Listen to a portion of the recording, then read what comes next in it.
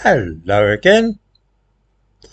The word is that Keir Starmer didn't really want to appoint David Lammy as Foreign Secretary for fear that he would be an embarrassment to the nation. It was one thing having him in the shadow cabinet, but allowing him to wander the world representing the United Kingdom was a hell of a risk. This is, after all, a man who thinks that red Leicester is a blue cheese and that Marie Antoinette won the Nobel Prize for Physics in 1903. Viewers unfamiliar with Lammy's performance on Mastermind are in for a rare treat. It is said that Starmer wanted to give the job of Foreign Secretary to Peter Mandelson, who is in the Lords, but was persuaded that this would not look good. Remember the disapproval when Lord Cameron was given the role? Besides, it was thought that having a black man in such a major role would look good.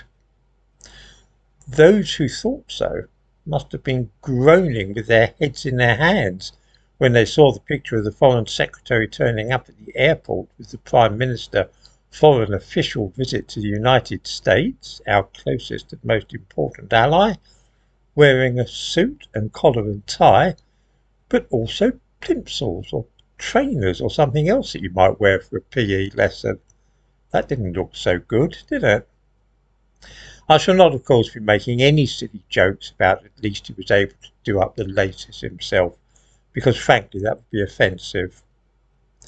The thumbnail to this video shows Lammy's unconventional choice of footwear, and I give a link too to a tweet in which a close-up has been provided of his plimsolls or whatever on earth he's wearing on his feet. I'm tempted to, at this point, to observe that you wouldn't have seen Sir Alec Douglas-Hume or Anthony Eden doing such a thing. But I won't, for fear that some viewers will start scratching their heads and asking who on earth I'm talking about. Part of the reason for the tour is that the Americans were really angry about Lammy putting an embargo on some arms sales to Israel. The Americans weren't warned of this beforehand, and it was not Starmer's idea to antagonise our most important ally in this way, so he's had to go beetling off to Washington and take Lammy with him so he can say sorry.